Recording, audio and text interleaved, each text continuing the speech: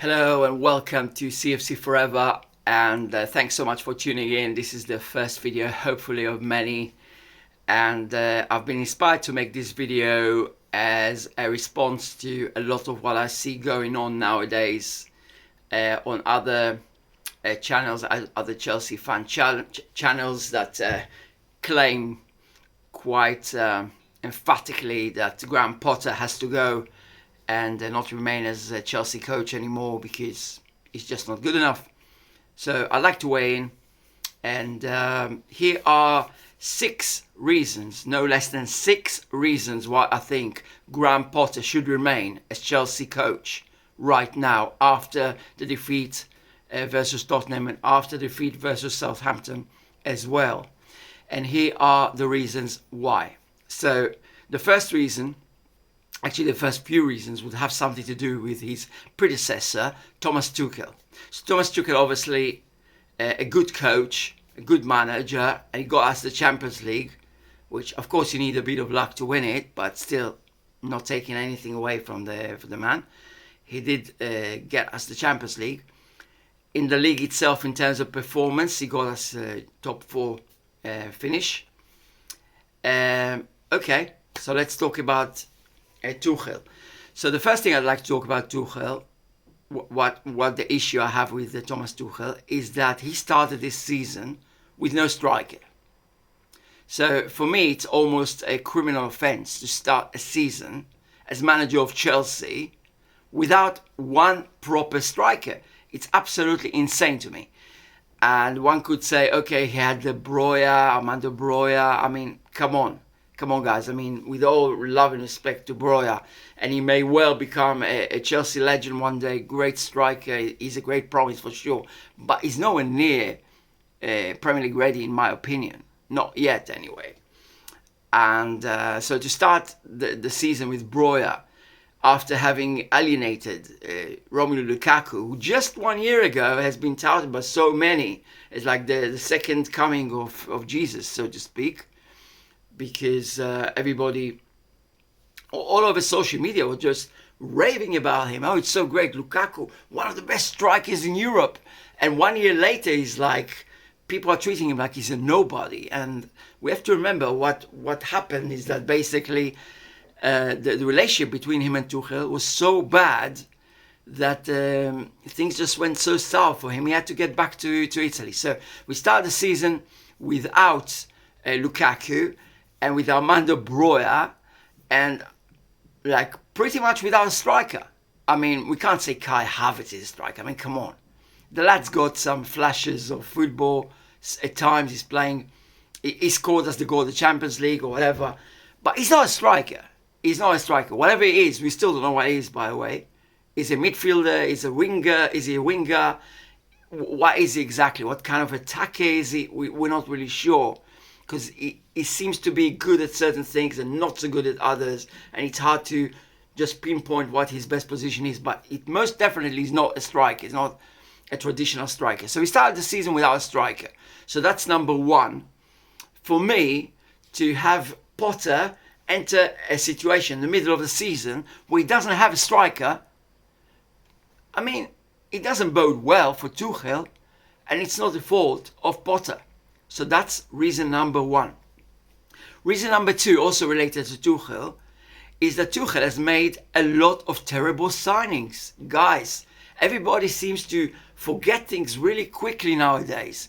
If somebody did well, people tend to forget it quickly. If somebody did bad, people tend to forget it quickly as well. It's like, I'm not sure what's going on. Like, Tuchel has made one signing after the other.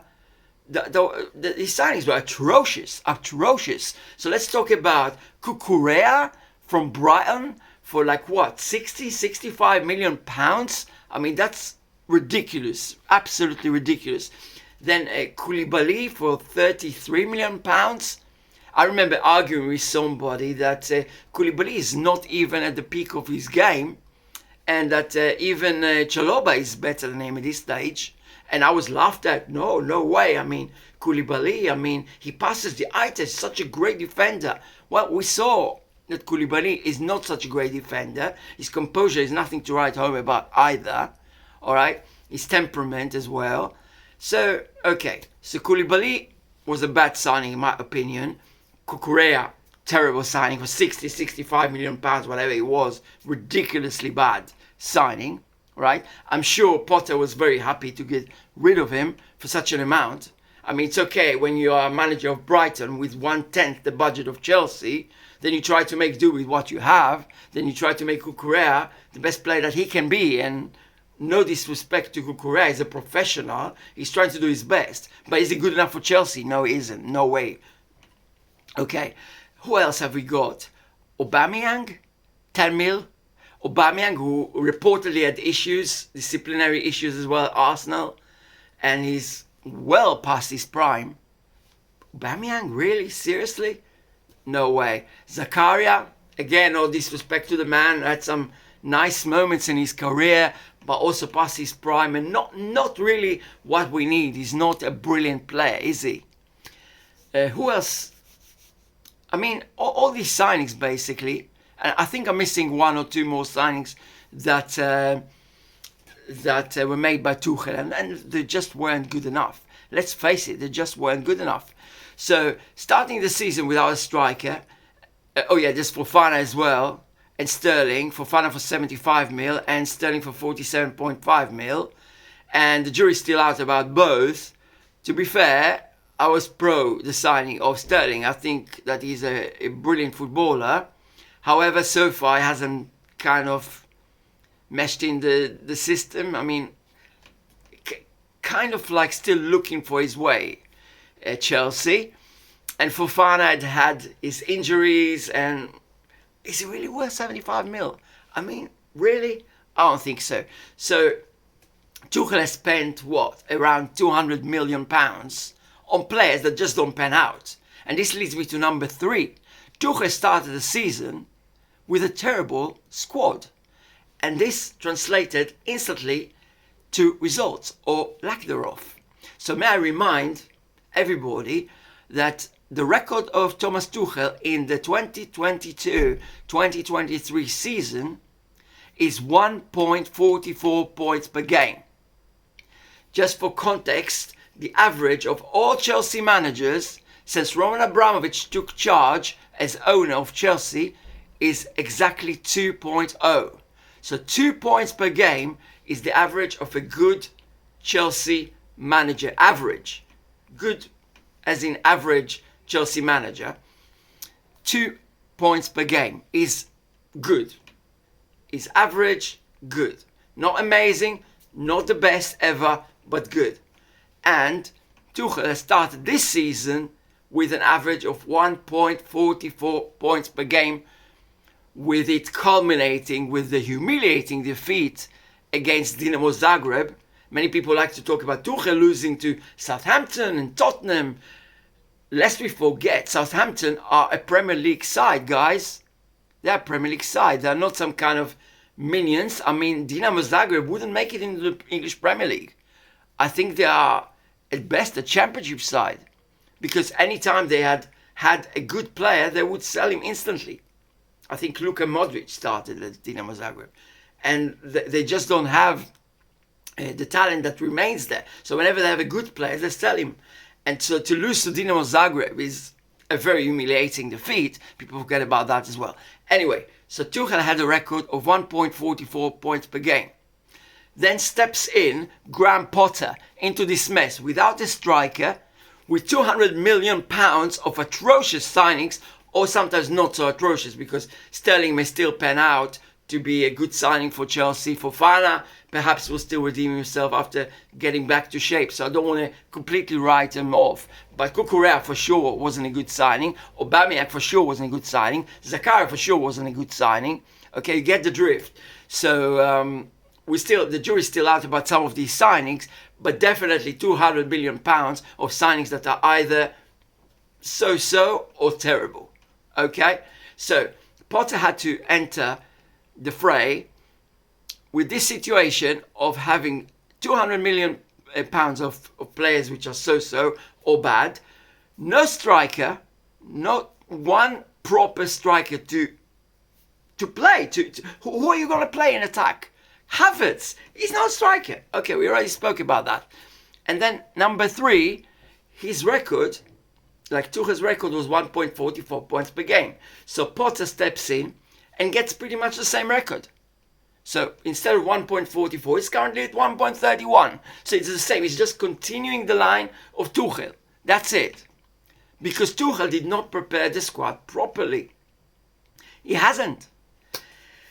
So that's a big deal for me. And then number 4, Potter had to face the biggest injury crisis I can remember at Chelsea. I honestly, I've been following the team for such a long time. I cannot remember for the life of me a period where so many prominent players were missing. I mean, we've lost just about any good player that we've had, and we haven't had that many. Now we've lost Silva as well, and of course James has been out for so long. I mean, and Conte, I mean, I don't know, when was the last time we watched Conte playing, right? So really woeful injury list, like unlucky to say the least, like really crazy unlucky.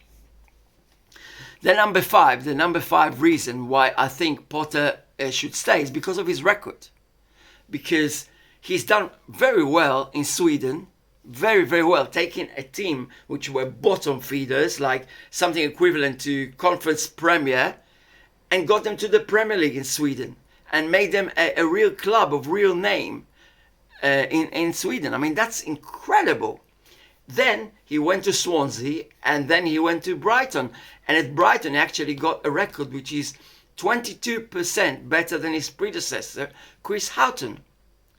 Now, sure, Chris Houghton is not known to be one of the top names in the game, but still, 22% better. So he's made Brighton far better. For reference, Tuchel's record at Chelsea is 2.04 points per game, which is 2% better than the average Chelsea manager since Abramovich took over. So Tuchel is plus 2%.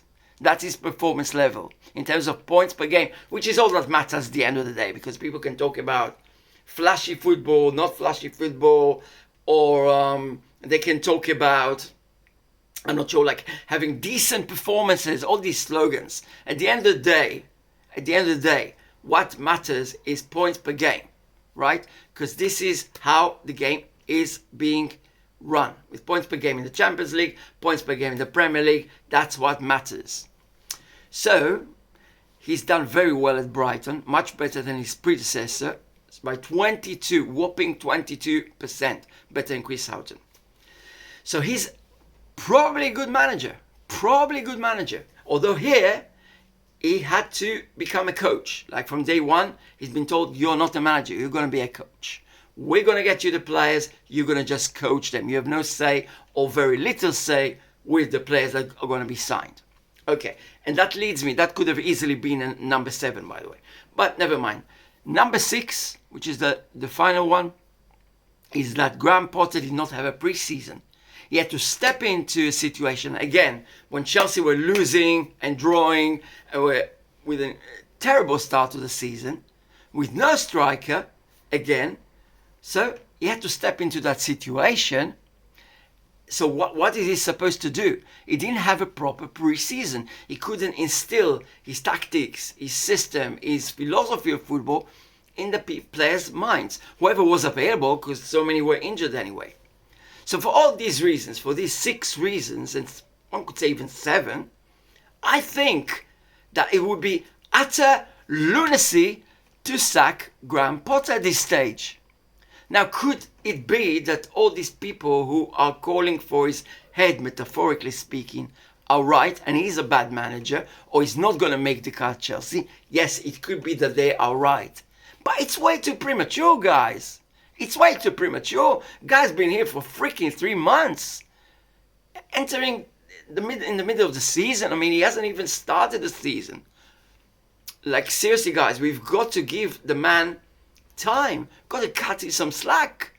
Cannot just be so, quick to just say, let's let him go. He's not good enough. He's not Chelsea level. After just 3 freaking months, it's way too premature. So for those reasons, I think we should give Graham Potter the benefit of finishing the season and starting pre-season, and then we're going to see next season where we stand.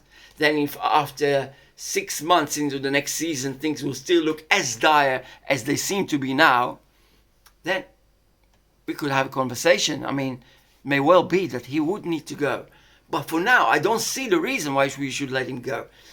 And just for the sake of completion, I will mention one reason that could have been justifying the sacking of Potter, which is that we are not scoring goals at the moment.